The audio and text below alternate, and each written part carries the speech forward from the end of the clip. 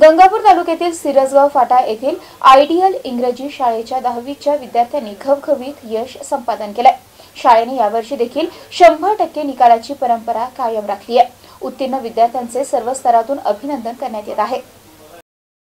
शाळेतील उमेश जिवरक याने 88.80% प्राप्त करत प्रथम क्रमांक पटकावलाय, तर कुणाल कान्हे याने 85.60% गुण प्राप्त करत द्वितीय क्रमांक पटकावलाय। यावेळी शाळेतील विद्यार्थ्यांनी 100% निकालाची परंपरा कायम राखली आहे। यामुळे विद्यार्थ्यांनी संपादित केलेल्या घवघवीत यशाचं सर्वत्र कौतुक होत आहे।